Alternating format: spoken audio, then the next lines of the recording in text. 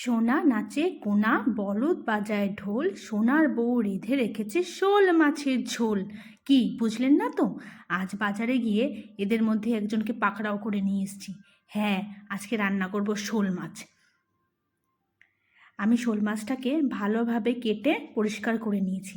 আমার সম্পূর্ণ লাগবে না, তাই আমার যে কপিস দরকার আমি সেই কপিসই রেখে বাকিটা রেখে দিয়েছি। আমি মাছটাকে ভালোভাবে ছাড়িয়ে পরিষ্কার করে নুন দিয়ে আর হলুদ দিয়ে মাখিয়ে নেব। আর বলবেন না, ইদানিং মর্নিং ওয়াকে গেলেই আমাকে ওই দাদা শুধু ডাকবে আর বলবে, বৌদি ভালো মাছ আছে, নিয়ে যান নিয়ে যান। কী করব, আমিও মাছ দেখলে উপেক্ষা করতে পারি না। তার ওপর যদি হয় এরকম টাটকা মাছ, তাহলে তো কথাই নেই। তাই নিয়েই এসছি আজকে বড় দেখে একটা শোল মাছ। এই দেখুন, আমি নুন হলুদ মাখিয়ে রেখেছি।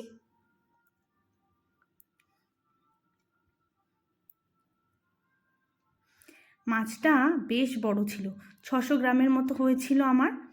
আমি কয়েক পিস রেখে দিয়েছি, বাড়িতে আজ লোক কম আছে, তাই আমি অল্পই রান্না করব। আমি কড়াইতে তেল গরম বসিয়ে দিয়েছি, এবার মাছগুলো দিয়ে দেবো আমি।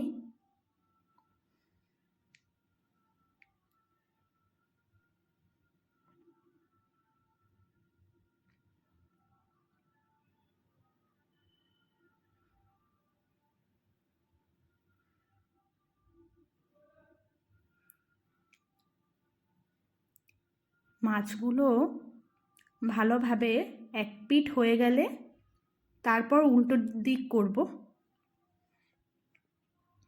শোল মাছ এমনিতে একটু শক্ত মাছ, একটু সময় দিয়ে ভাজতে হয়।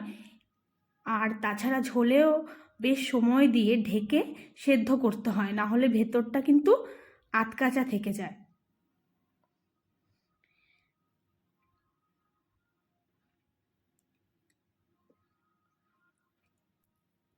আমি উল্টে দিয়েছি মাছটাকে। এবার মাছগুলোকে আমি তুলে নিচ্ছি।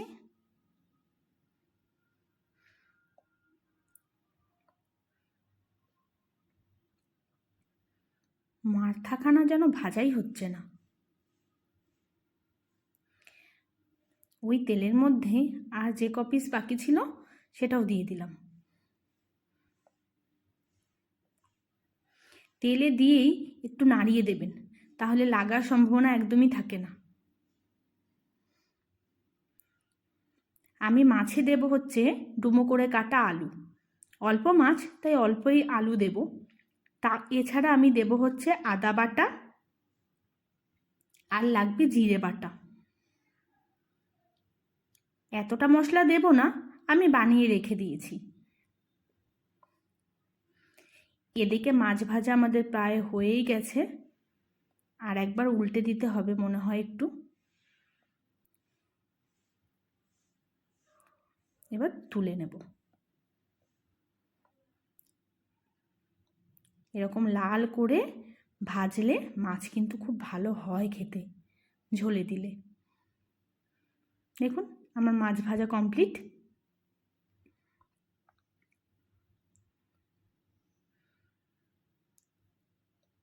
এবার আমি কড়াইতে ওই একই মাছের তেলে একটা তেজপাতা, একটু গোটা সাদা জিরে আর একটা এলাচ থেতো করে দিয়ে দেব। মশলাটা একটু নাড়িয়ে যখন ভালোভাবে গন্ধ বেরিয়ে যাবে মশলা দিয়ে, আমি ডুমো করে কাটা আলুগুলো দিয়ে দিলাম।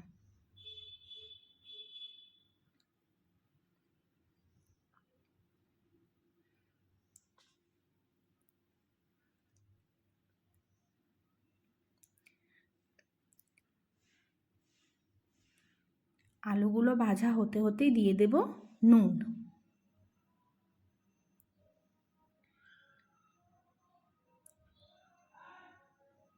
এবার দিয়ে দেব কাঁচা চেরা লঙ্কা। আমি এখানে লঙ্কা বাটা দেব না, কাঁচা চেরা লঙ্কা দেব। জ্যান্ত মাছে ঝাল মশলা কম দিলেই ভালো হয়। আমি 1 চামচ কি 1.5 চামচ জিরে বাটা দিয়ে দিলাম। এবার 1/2 চামচের মতো দিয়ে দিলাম আদা বাটা। দিয়ে দেব প্রয়োজন মতো হলুদ।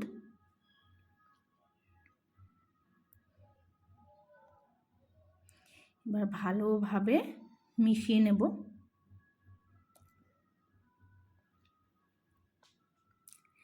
জ্যান্ত মাছের সুবিধা কিন্তু এই, জ্যান্ত মাছে খুব বেশি তেল মশলা দেওয়ার দরকার হয় না।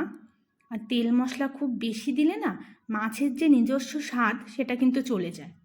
আমি অল্প জল দিয়ে মশলাটাকে আরও একবার নাড়িয়ে দিলাম।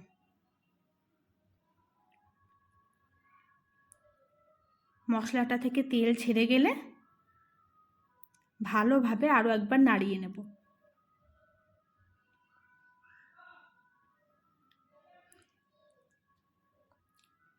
এবার আমি স্বাদ মতো দিয়ে দিলাম চিনি।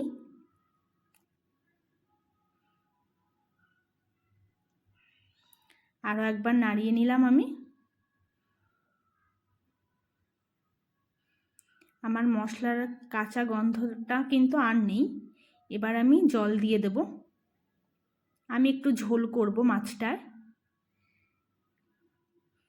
যেহেতু শুরুতেই আপনাদের জানিয়েছি যে শোল মাছের ঝোল করব, তাই আমি এটাকে, যেহেতু জ্যান্ত মাছ তো ভাতের সাথে খাওয়ার জন্য একটু ঝোলই রাখবো।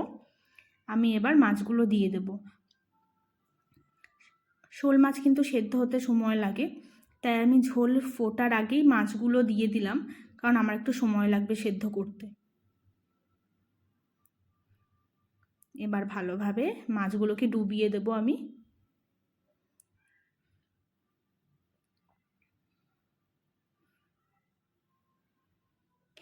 এবার ঢাকা দিয়ে দিলাম। ফুটতে শুরু করে দিয়েছে আমাদের মাছ।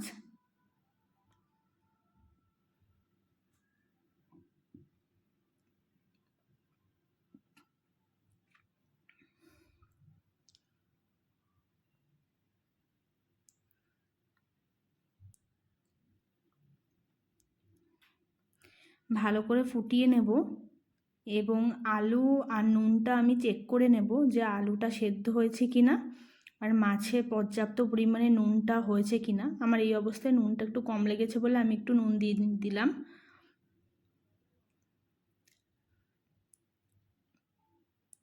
এবার গরম মশলা দিয়ে আমি নামিয়ে নেব। আমি অল্প একটুখানি গরম মশলা দিয়ে দিচ্ছি।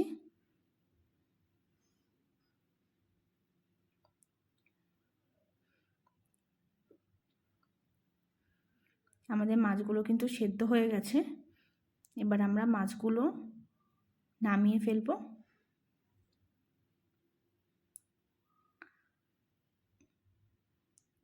আমি এবার দেখাচ্ছি আপনাদের। এই দেখুন,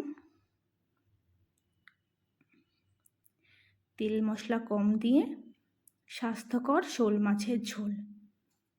দারুণ ভালো লাগবে কিন্তু ভাতের সাথে খেতে। আমাকে খেয়ে অবশ্যই জানাবেন আপনাদের কেমন লাগলো। ভিডিওটি দেখার জন্য ধন্যবাদ।